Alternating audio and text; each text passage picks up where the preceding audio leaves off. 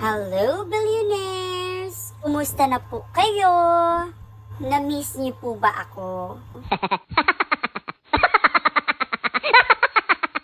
For today's video, ipapasyal ko na naman kayo sa isang lugar kung saan maghahanap na naman tayo ng mahiwagang bato ni Darna. Siyempre, kailangan natin yun para magkapera. So, nandito tayo ngayon sa isang lugar kung saan malayong-malayo talaga sa Kabihasnan. Sobrang init. So, parang disyerto. Na-invite lang po tayo ng isa nating mga kaibigan. So, tingnan mo yung paligid. Ada ma'am, bigyan ma'am. Bigyan ma'am. Video ko. Ako ada ka mag-picture na din lagi. Kaya para makuha mo.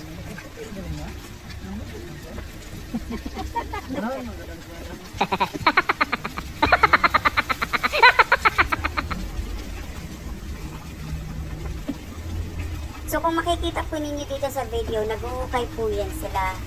Ayan, may kinukuha po yan sila. Tapos, sinahanap po talaga nila yung bato ni Darna. Siyempre, makikita ninyo, may backhoe, diba? Dami-daming mga backhoe dyan. Tapos, siyempre, mga dump truck, ayan. So, sobrang dami nilang mga hinuhukay. Ayan, kinukuha na lang po ng mga malalaking dump truck. Ganun ka-special ang bato ni Darna. Kasi kailangan mo talagang gamitan ng mga malalaking mga equipment. Ayan. Diba, kung nakikita niyo mga tambak-tambak na yan, galing yan sa mga hinuhukay talaga nila. So, mayroong ganun ka-special ang bato ni Darna. Diba, parang mga chocolate hills lang. Ayan o, mga tambak-tambak, diba? So, nilalagay talaga nila ito para madali talaga nilang mahanap yung hinahanap talaga nila.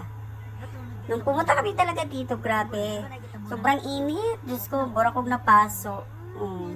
Pero makalingaw po ba ya? Actually, sabi nila, may mga mamahalin talagang mga bato ni Darna. Pero, syempre, may mga mura din. Kaya yung iba, kinukuha nila dito, tapos binibenta nila. Para magkapera din sila, ganun. Tapos, kung makikita ninyo, mga ka-billionaire, ayan, may mga bundok talaga na tinatabunan na nila. Ibig sabihin, dyan na area, may nakukuha na sila talaga na mga special na mga bato. Makikita nyo rin, yung mga kasama din namin, nag-video na rin. Kasi nga, remembrance nila. Kasi hindi talaga basta-basta makahanap talaga ng bato ni Darna. Ang hirap din talaga kaya. Imagine mo kung saan-sana kami nakakarating. Diba? Dahil lang maghanap lang ng bato ni Darna. Diyos ko, tingnan mo, yung mga natabunan.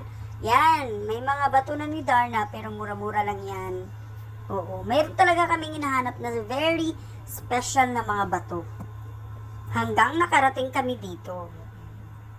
Grabe, sa sobrang putik, mga ka-billionaires. Yung sasakyan namin, hindi na maka-andar. Diyos ko. Bakit na lang kaya kami mag-uwi dito, oy? Tingnan mo, diba? Kapal-kapal ng putik. Kaya napatawag lang kami ng dump truck para makuha sa amin. Hi, salamat. Thank you, Lord. Nakaraos din kami. Umuwi na lang kami. Uy, kay pagod kayo. Init pa. Tapos, ang putik. Mo ba?